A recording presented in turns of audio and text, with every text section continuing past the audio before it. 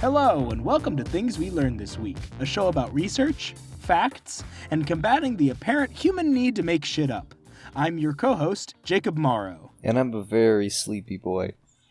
Oh, same. I'm a very sleepy boy, Jacob. Why did we do this?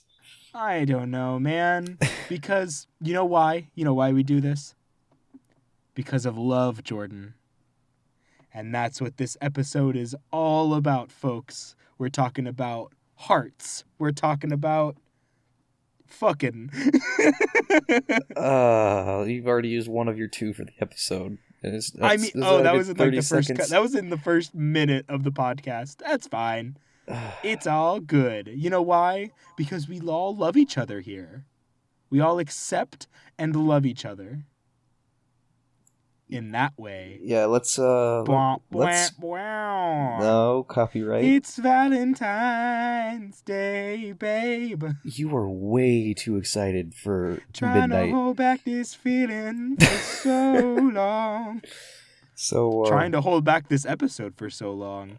Oh god. So our normal recording schedule got thrown into the toilet, and so we're recording this a few minutes before Valentine's Day officially starts, but we have in store a very, very special, romantic, low candlelit episode for you tonight. To be actually, like, in the booth where I'm recording, there is a lamp that I have set to the sleep setting, and it literally is kind of emulating candlelight. It's kind of amazing. Well, I mean, I am laying in my bed, kind of like the Rose pose from Titanic, just because I'm stuck at home right now, and there's no other way for me to lay and record. Oh, I'm sorry, listener. I didn't see you there. I was just laying around, podcasting. Yeah, one of the sexiest things a man can do in this day and age. Yes, podcast. I certainly hope that Jasmine thinks that, but it's definitely not true. Hi, Jasmine. Yeah, all right. This episode's for you, my love. My darling. This got cringy. This is the last time Jasmine ever heard your voice. And this is the last time she ever listened to an episode of Things We Learned This Week. So, what did we learn this week, Jacob?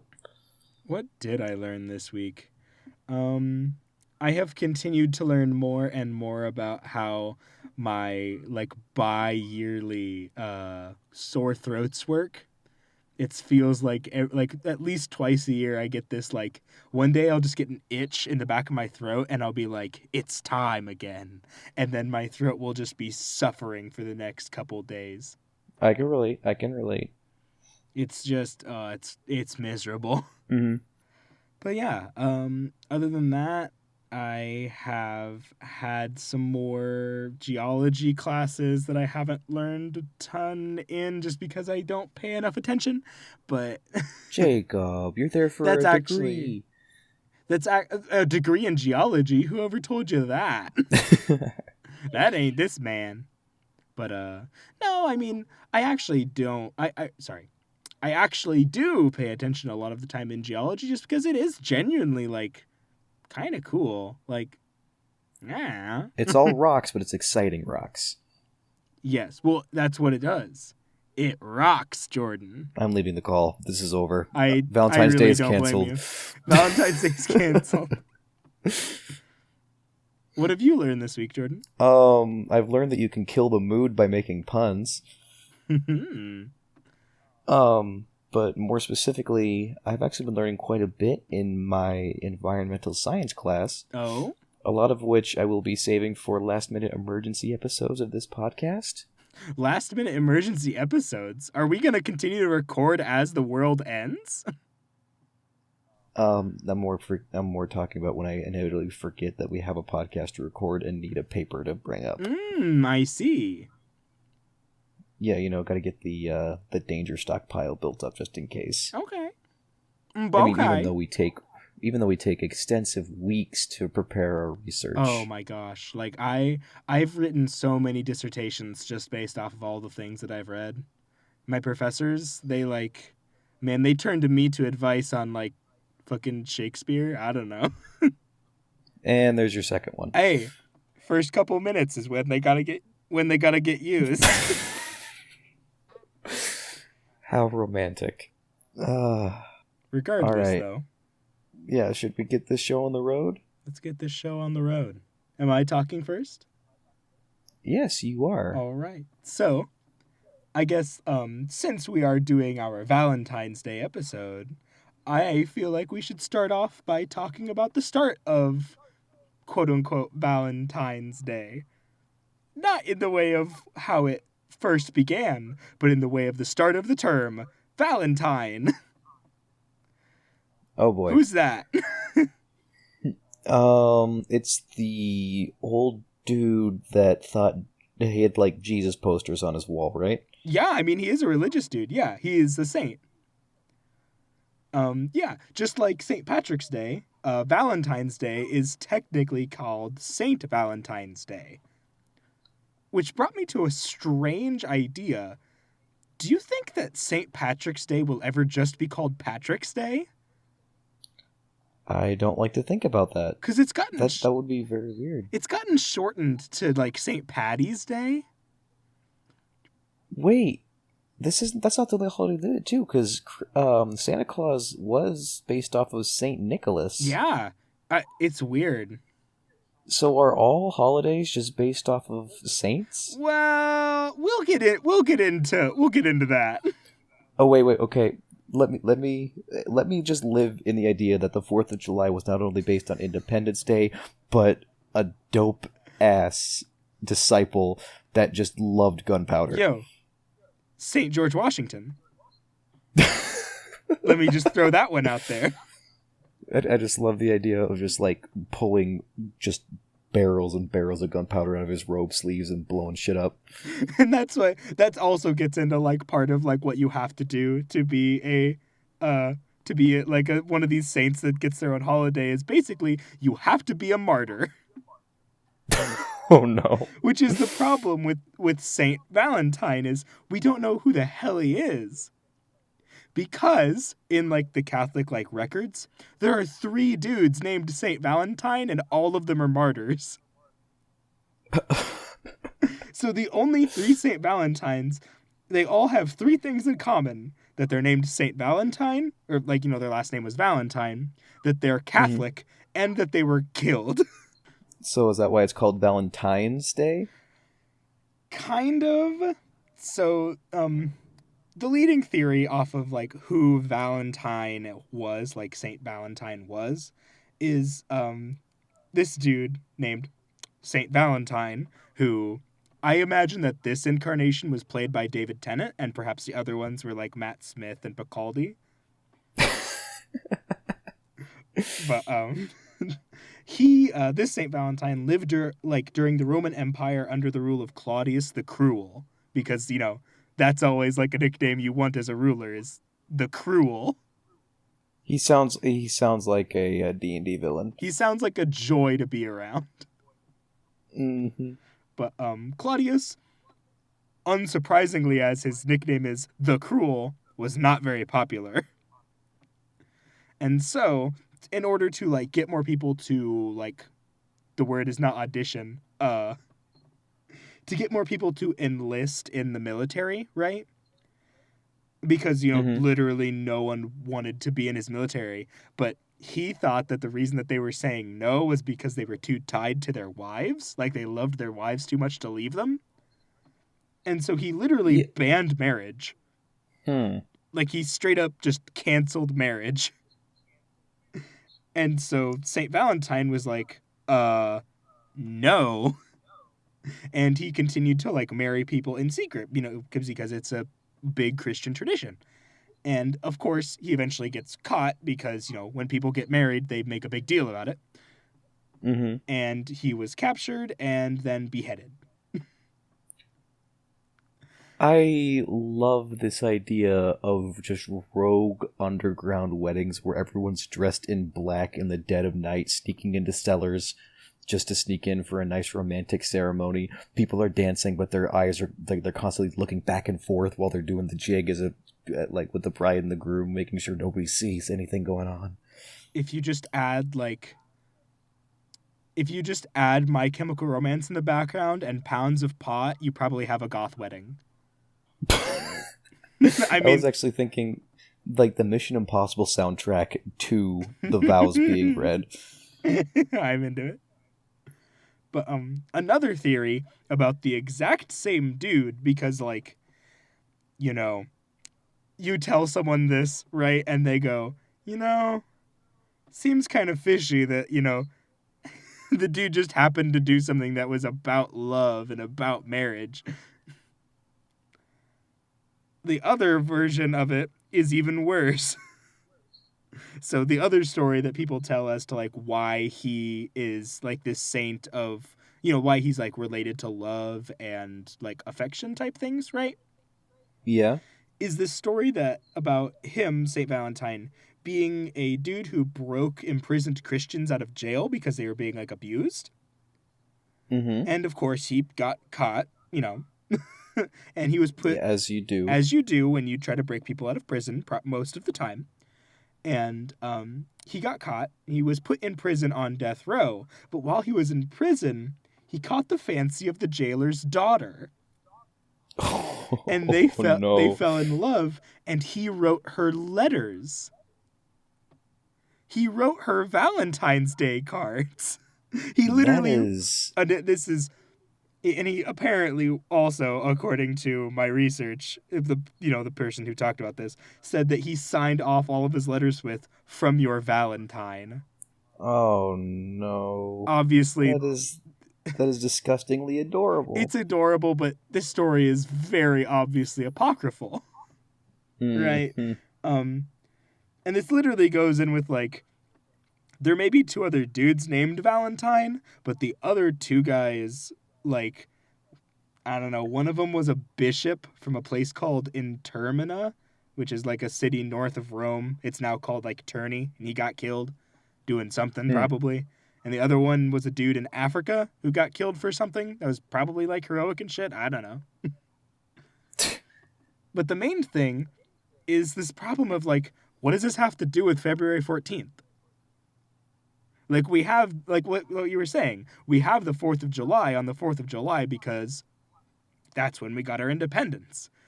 We Mm-hmm. I don't actually know why we have Thanksgiving on Thanksgiving. That's something I need to look into. That's to be explored in what, like 6-7 months? In a couple months. Yep, But there we go. basically, what the church's reasoning for why it's on the 14th was because he was either killed, buried, or born on the 14th of February. Yeah, that narrows it down. That narrows it down and totally doesn't sound like you're making something up on the spot.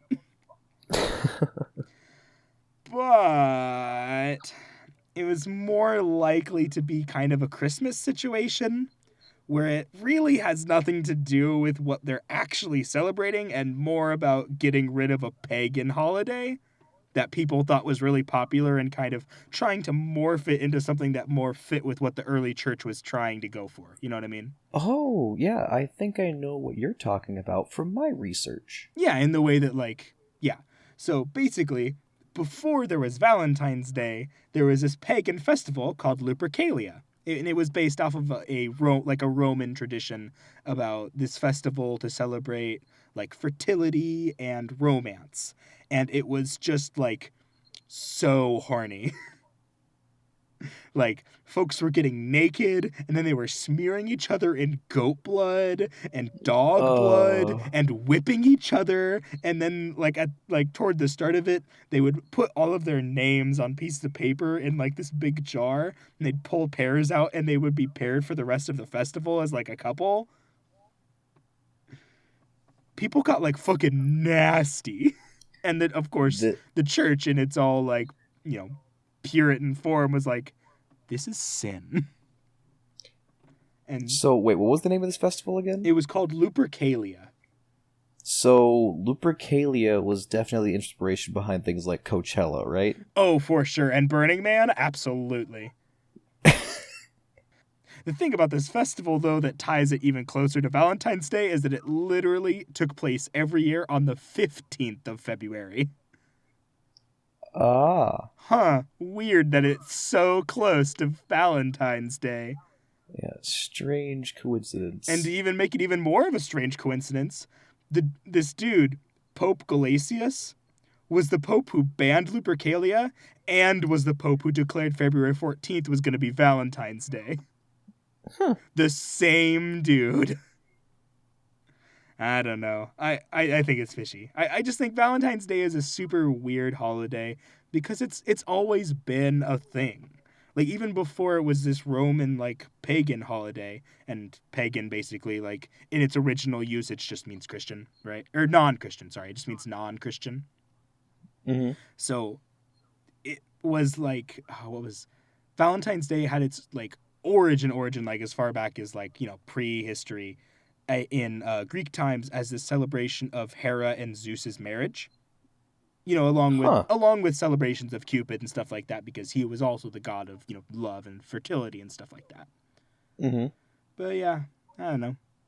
It just Yeah, hasn't and always been called Valentine's Day. I think that's interesting. here I thought it was just another Hallmark holiday, but Yeah, this exactly. actually has a lot more backing to it. There's a lot to it. Well, because when you think about like humanity, like it's love is really important to us. Like this idea of love and coming together as two people and being like that in a relationship, it's really important. And even more so, like coming together as many people, coming together and however you come together. It's really important. Yeah, I don't know. I don't like Valentine's Day. Just personally speaking. That's Yeah, I mean, it's good to have, I guess, a time of year to celebrate somebody like or well, more specifically, your romantic partner in these scenarios. But at the same time, I don't think it should be celebrated as, I guess, commercially as it is today. well, no. I mean, in Like the same way that any holiday that is based around you having to get a thing. Yeah. hmm like, oh boy, this time of year is coming around. I can't wait to have the social stigma of being forced to pay for something, otherwise I seem like I don't like this holiday. Absolutely. I mean, I'm lucky in a way that I'm not a huge fan of Valentine's Day simply for the reason that I feel like it leaves out a lot of people in a way that isn't super comfy with me. Like, Oh, like all the single ladies and the single men and the single dogs. and the single people in between and beyond. I don't like the idea of a holiday based around an experience and that everyone gets to have. But I mean, that is kind of the history of holiday, so I guess so. I don't know. Mm. I'm really lucky in the way that mine and Jasmine's anniversary is on Valentine's Day, so I can celebrate that, and that makes me happy. Wait, are you serious? Yeah, our first day ever was on Valentine's Day at a sushi place in Kearney. Oh, you sappy little brat. I'm sorry. I mean, it works really well for me because how that like you want to have a kid on Christmas so that it's one presents instead of multiple. Oh, so now you can't forget your anniversary because it's already lovey-dovey. Ba bam. The other Oh, thing that I did just realize is that I did not send Jasmine a Valentine's Day text. And so this is probably going to have to do. Jasmine, I love you so much. hi, Jasmine. I just did finger guns at the microphone. Please stop hating me. She doesn't hate you. All Anyway, right. Well, yeah, that was definitely educational in the way that that was a lot more information than I expected from Valentine's Day. Valentine, St. Valentine's is a weird subject. And I don't know, it's just kind of coded in that, like, well, historically speaking, it probably doesn't have a whole lot to do with St. Valentine. Mm-hmm. Yeah, I don't know. But yeah, are you ready for Act 2? The Wickening. Oh, now The you got me Wickening. doing it. It's so much fun. I love it. I need to do it in the crawl voice one of these days. For listeners who are just listening for the first time, this segment is called The Wickening, where Jordan and I kind of have an experiment where we both find each other a Wikipedia article, and then we simply ask the other person to define it because we are experts on all things, and people should just trust us. And as we crawl through all the depths of knowledge that Wikipedia has to offer, we will. Your voice. I can't keep doing it. My throat hurts too.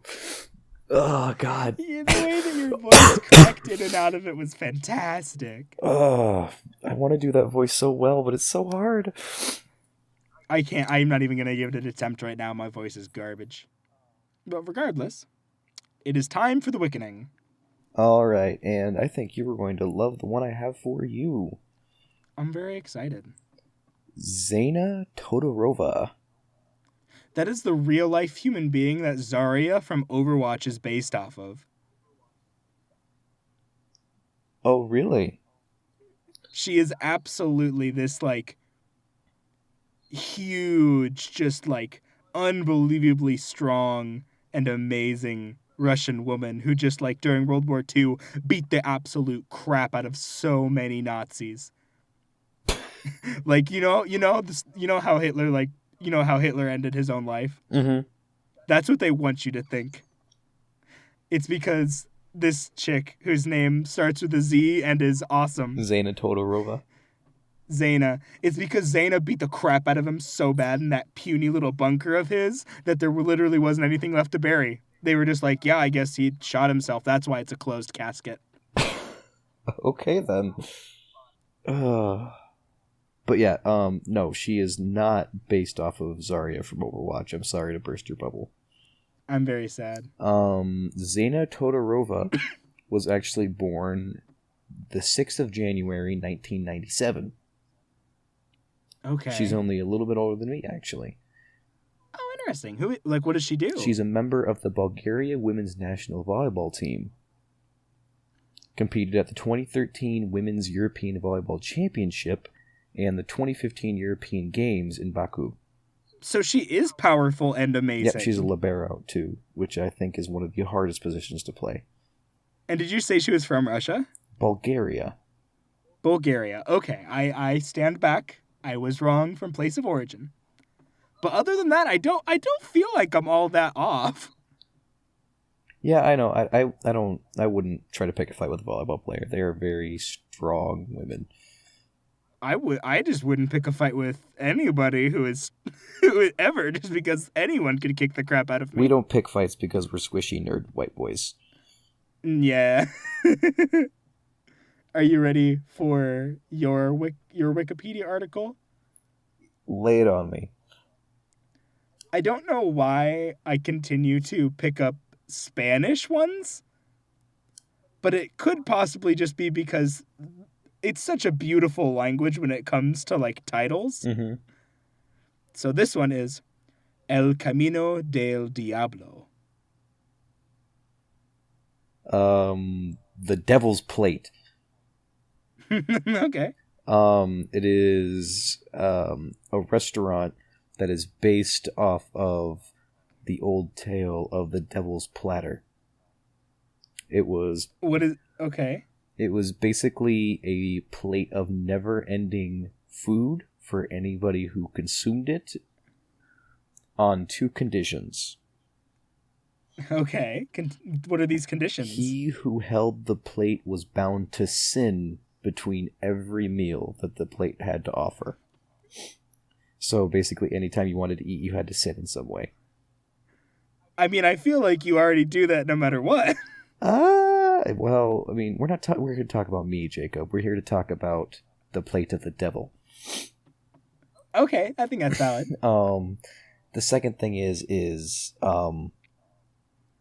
the food that you were consuming, no matter what it was always unbearably spicy.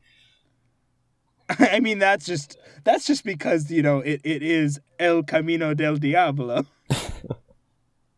Like, it ain't the right if it ain't got jalapenos on it. So, how close was I? You were correct about the devil, Mm-hmm. but actually, a camino is a road, so it's the devil's highway. Oh, I didn't realize it was the song. Yeah, El Camino del Diablo. It's the Devil's Highway. It's in Pima County and Yuma County, Arizona. Oh. Yeah, actually, it stretches back in use for a really long time to like the 16th and 19th, like to the 19th century, What do they call it? The Devil's Highway?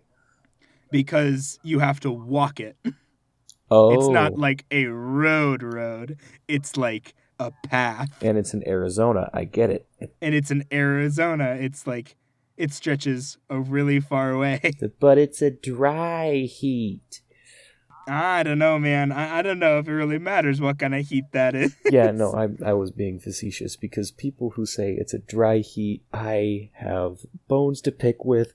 It being a dry heat or a wet heat, that does not stop it from being unbearably hot. I have a lot of body hair. I have a lot of fat. I have a lot of insulation on my body that inhibits me.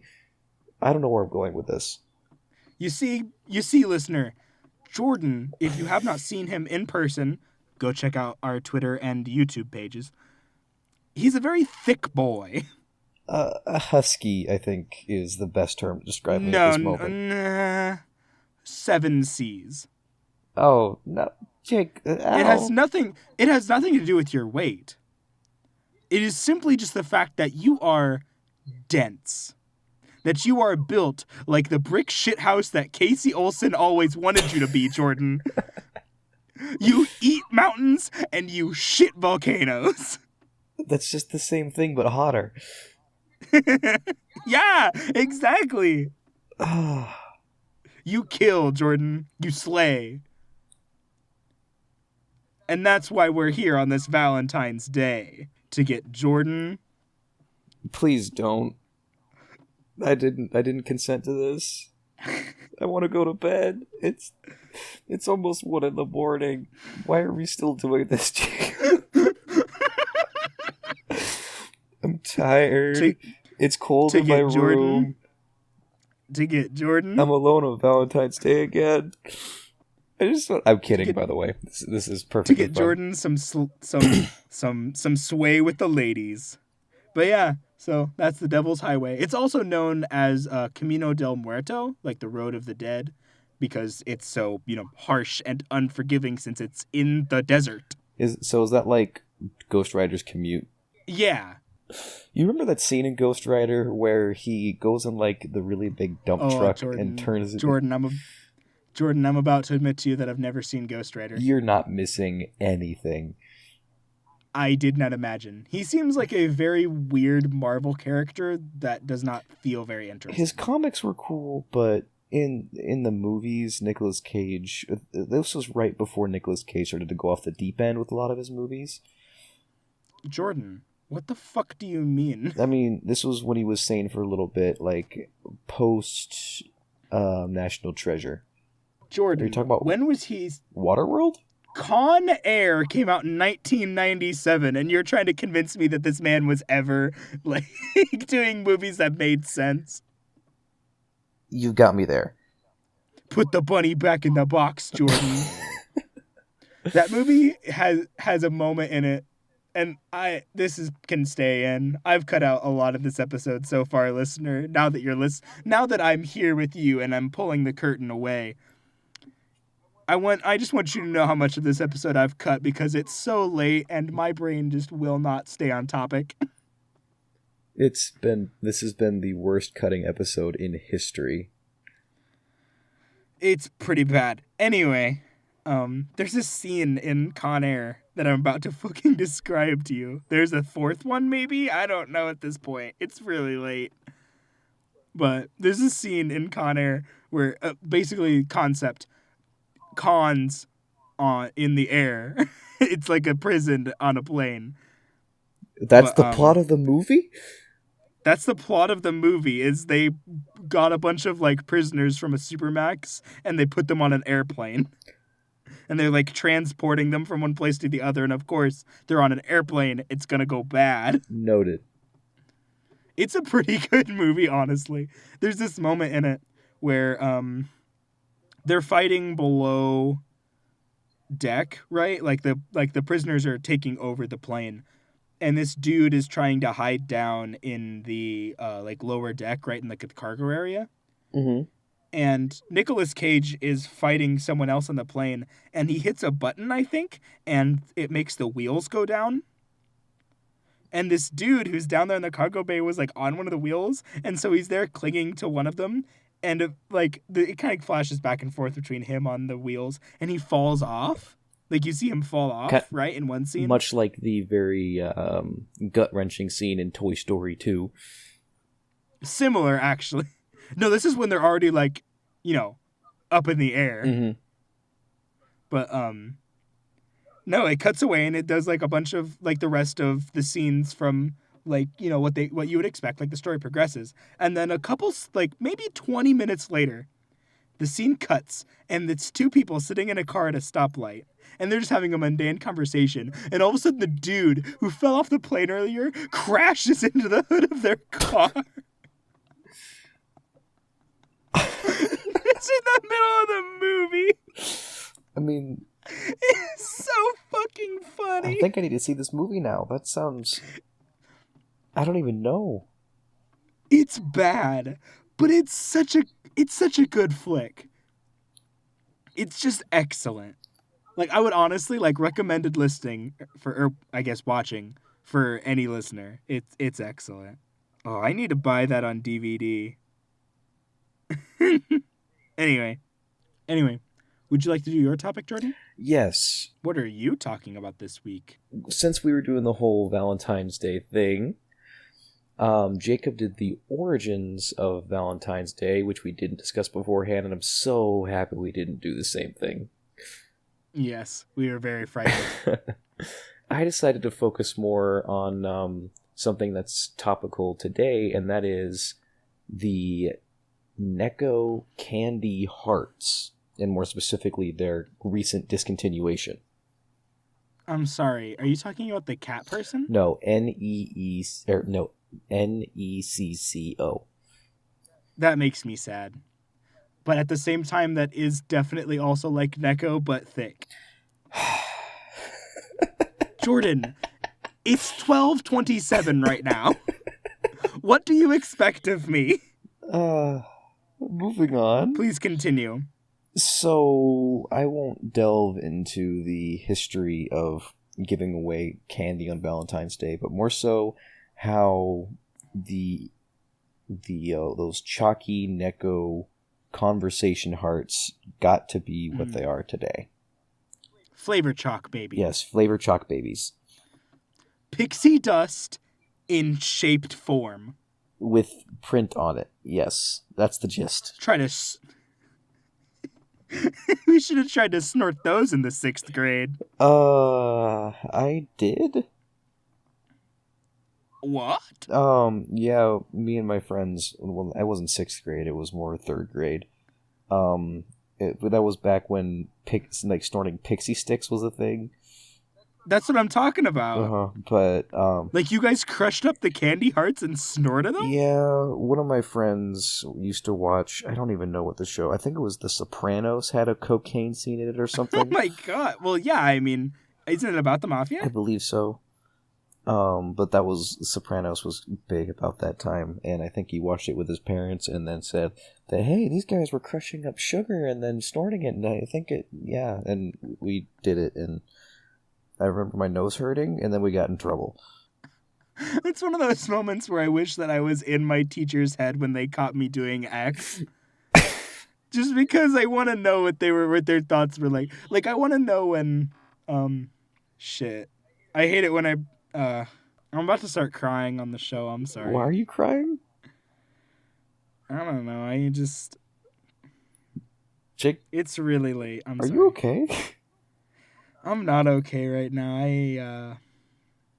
I thought about this moment that I had when I was a kid, where like I wish that I could be in Mr. Evans' head, just because I want to know what he thought. Me and my cousin and at the time best friend Alexander Williams. Oh. We were on the playground and we were playing Gungans, like from Star Wars. Mm-hmm.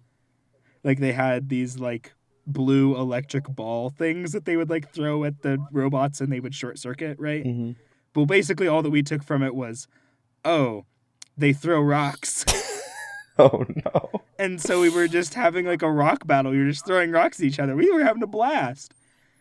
And I threw one, and I hit him right over the top of the head, and I didn't think anything of it. And he didn't even think anything of it. So we keep on playing, and then a couple seconds later, I look at him, and he's got blood running down one half of his face.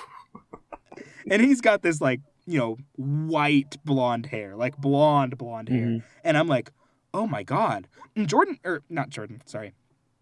And Alexander doesn't even notice. He's just like, oh, he just keeps on playing. He just keeps on throwing rocks at me. I'm like, Alexander. And he goes, what? And I like touch my head, and he reaches up and he touches it. He goes, and we like run to go get one of the teachers. And we're to Mr. Evans. He has his back to us, and we go, Mr.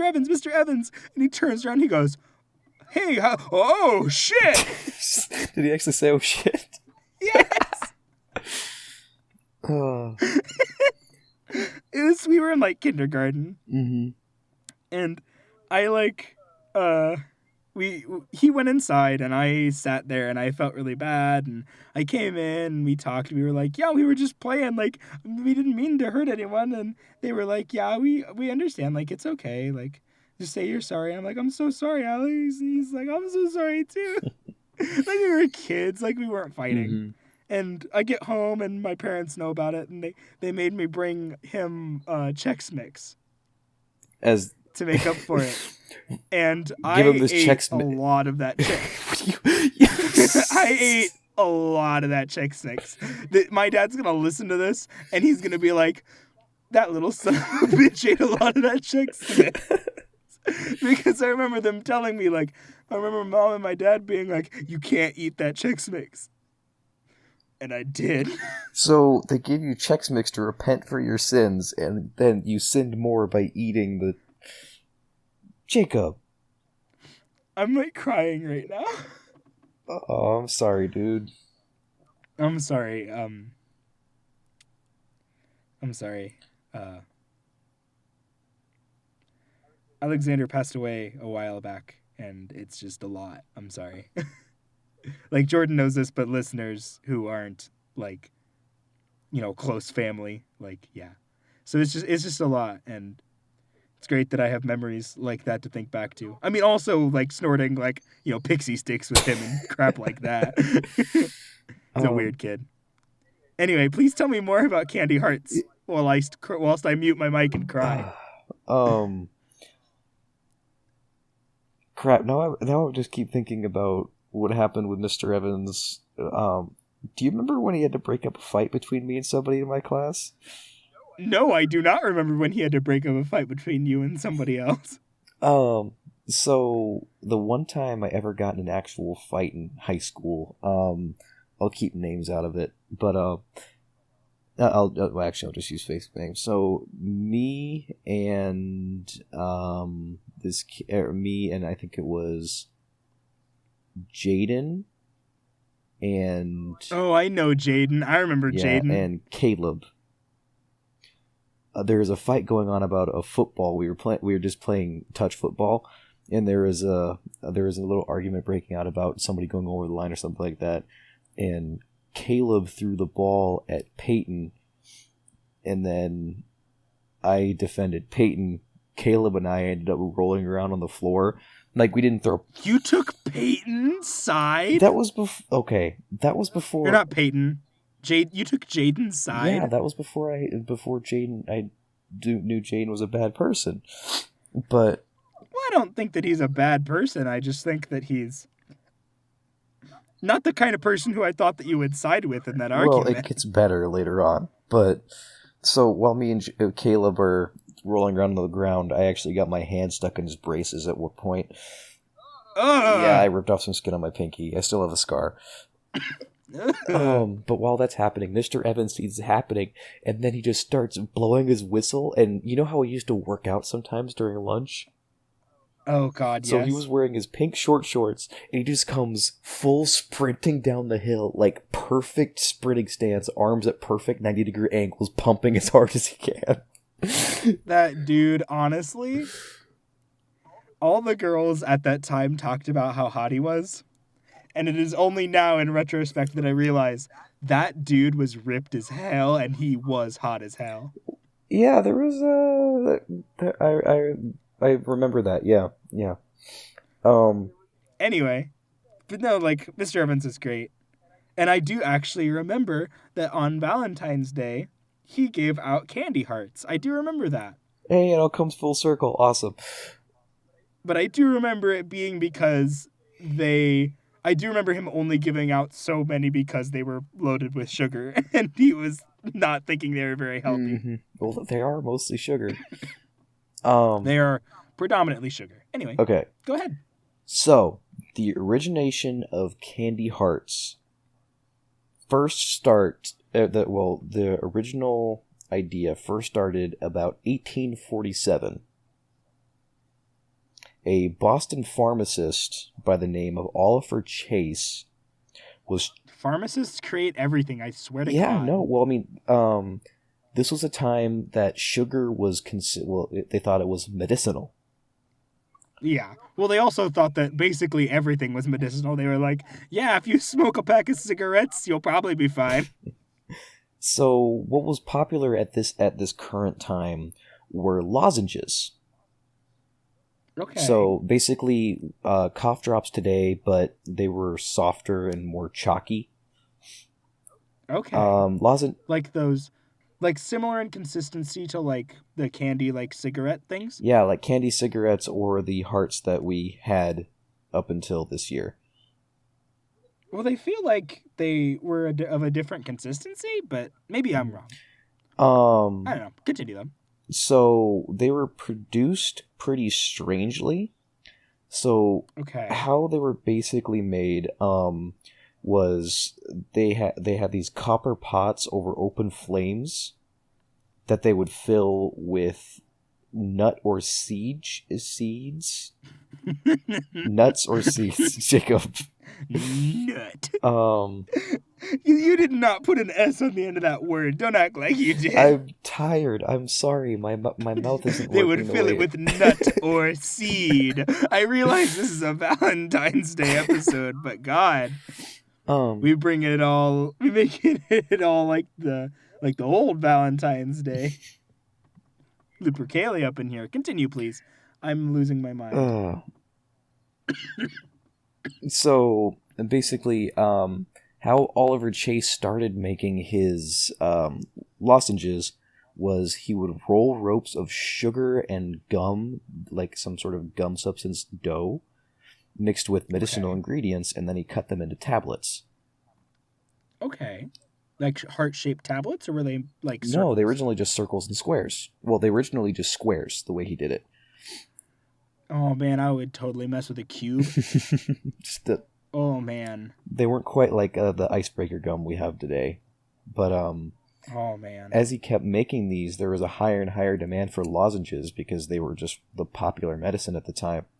And it's the worst word. Lozenge? Does anyone have a lozenge? It is definitely a word you don't expect to say if you're under 35. Yes, absolutely. But yeah, as the demand for lozenges kept getting more and more, he ended up building a lozenge cutting machine to speed up the process. Okay. So it was basically, you know those pasta makers where like it's the two wooden or metal things that you crank and then it shoves the pasta through? Okay. It was basically that, but perforated with a bunch of holes to make the circular lozenge shapes. Interesting. So, like, at that time, it was, like, dough that they just, like, pushed through? Like it was more like pushing, like, Play-Doh? Yeah, it was like candy Play-Doh that was medicinal. Okay. I'm into it. So then he and his brother set up a factory producing these Chase lozenges, as they were named after the family name, in South Boston. Because they chase your meal. I'm into it. Their company was called the New England Confectionery Company later on, or NECCO, NECCO. which would go on to become, quote, America's longest operating candy company, unquote, until this year. I read that quote from the Smithsonian article from 2017. No. This was updated. I'm reading this from an article in 2019. Unfortunately, though, gosh. I believe Necco did go under earlier. Aww. Yeah, like this year yeah. or earlier than 2019? I think it was towards the end of 2018. That's so sad. Mm-hmm. But yeah, as for the heart-shaped lozenge bit, basically what it came down to is so after he came out with this machine for this little crank for making lozenges more mass produced, his brother Daniel Chase had the idea if it would be possible to put messages on the candy. The other dude turned to him and goes, Daniel, you're a genius. In the year 1886, they figured out ways to print messages onto the candy, and apparently these lozenges were considerably bigger than the little chalky, like, pinky nail sized ones we have today. Wait, how big were they? I'd say about the size of a silver dollar, maybe a little bigger, a little smaller. Oh my god. Mm-hmm. That's like... they originally called conversation candies. But yeah, I've heard them called conversation hearts before. But they weren't shaped like hearts until 1902. Wait, they were just circles with like... Yeah. Sup, fuckers? Well, not quite that. They actually had, instead of like the text shortenings that we have today, yeah, it was they were a lot longer phrases, although the variety wasn't as much. For example, it said things like "married in white, you have chosen right," and "how long shall I have to wait? Please be considerate." What was that first one? Married in white, you have chosen right. Married in white. I thought you said married and white, and I was like, what the hell? No. I was like, I'm glad this company went under. What the fuck? That's the 6th one! And then later on down the line, in the early 1900s, they started to become a Valentine's Day just kind of tradition. Okay. And that's when they started printing them in the heart shapes. Oh, really? Mm-hmm. And like, wait, they got their Valentine's connotation and then they started being printed in hearts to, like, follow that? Yeah. Interesting. Okay. And they had a bunch of different uses, apparently. Like, there's a Metal Floss article that I got this bit from. There is a snippet from from like a party in 1911. And here's the quote. Partners for the evening were found by means of candy motto hearts. These were broken in two, and each young lady was given a piece, while the men were obliged to hunt for their pair. And so basically it was like a scavenger hunt. Interesting. And then once they found their half of the heart, it was a good icebreaker for them to go amongst the room and speak with the women to see if they had the other matching heart. And then once they found their partner, the rest of the evening would proceed with their newly chosen table. It's very interesting that like, Lupercalia had that same, like, idea of people putting their names into jars and being paired up, like, during the party. Mm-hmm. Like, it's weird that, like, that sort of matchmaking system has been, like, a Valentine's Day staple for so long. Yeah, I guess, like, it's apparently just, like, a human thing to want to do blind date. I don't know. I guess. Like, it's just weird to me that it's a celebration of... Like, the idea of it being a celebration of getting together with someone in addition to, like, being a celebration of being with someone. Huh. Interesting, though. Yeah. Now, I did find the other article that I was looking for. Yeah, Necco Sweethearts are they aren't being produced for. They didn't get produced for this Valentine's Day because Necco declared bankruptcy last year. I mean, I can't imagine that they were selling far too many conversation hearts.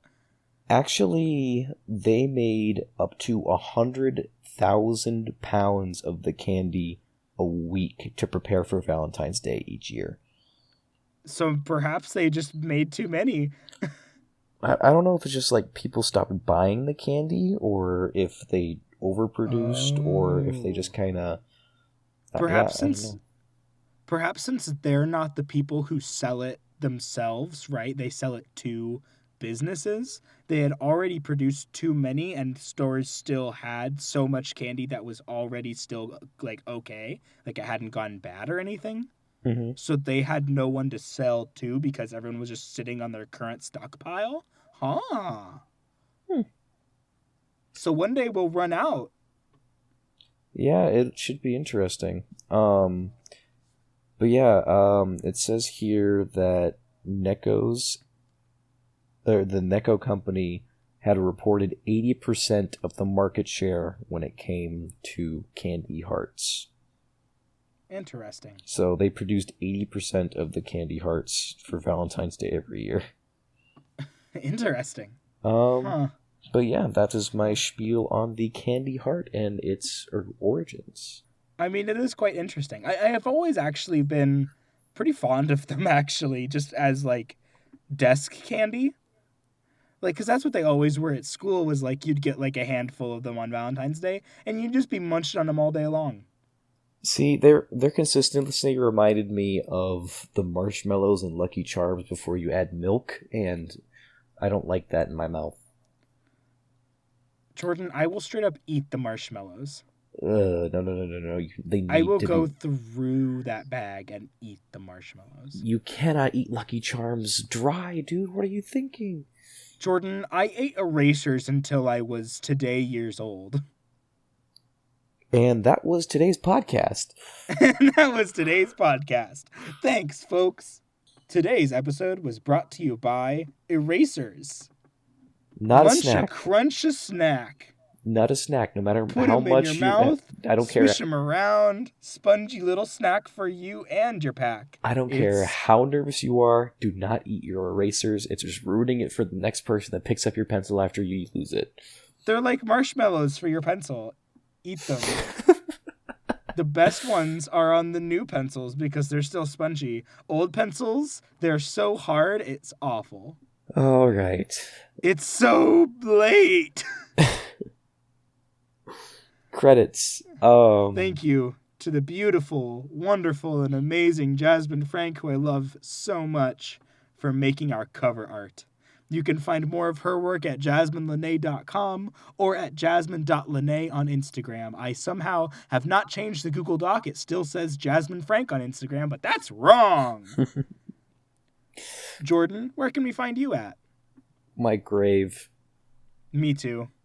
You can find me on Instagram at... Wait, no, you can't find Jordan on my bed. It's Valentine's Day. So I know what you assumed. I understand completely. Especially with my comment earlier about how thick Jordan is. I understand. Jasmine's gonna hate me even more now. You stealing her man. You can find me at Instagram at CrashingMarty. You can find me on Twitter at MOOOROW. And you can find the show as a whole on Twitter at TWLTW podcast for fun facts and quotes from the show. Like the one that I released this week about Autobots and their penises in disguise. I don't remember that clip.